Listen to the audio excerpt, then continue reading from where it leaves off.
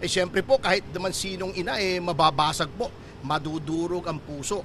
At yun nga po ang kanyang hinaing, bakit daw ginaganon ang kanyang anak. Samantalang sa ilalim naman ng ating saligang batas ay presumed innocent na parang hinihiya, pinapakita na nakakahiya. Hindi lang posas kasi, kanina manakils pati paa na para naman tatakas yung kanyang anak.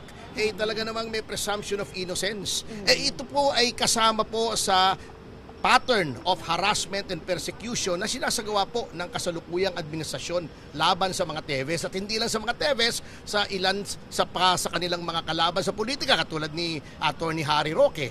Marami po Si Pangulong Duterte ka po mismo may ginawa rin yun Mukhang tuwan-tuwa itong administrasyon na to na sila ay nangingidnap, na may muwersa na dalhin kung saan-saan ng mga tao at parang tuwan-tuwa pa sila.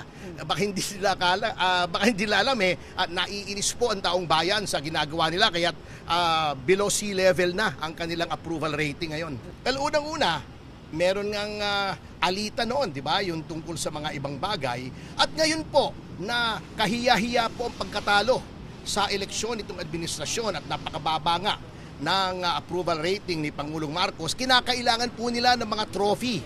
Ano pa yung trophy niyan? Ito, unang-una, ito nga pong si Congressman Teves na ibibida nila na napabalik namin.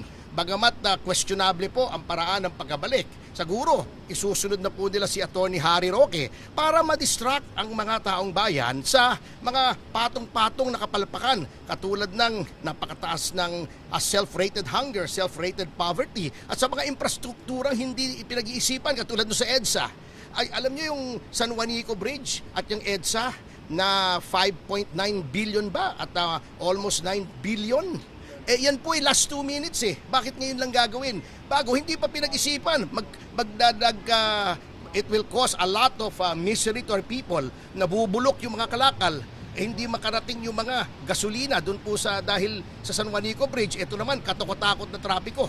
Pagdating ng June 16 dito sa EDSA, ito po ang pantakip nila sa lack of achievement nila.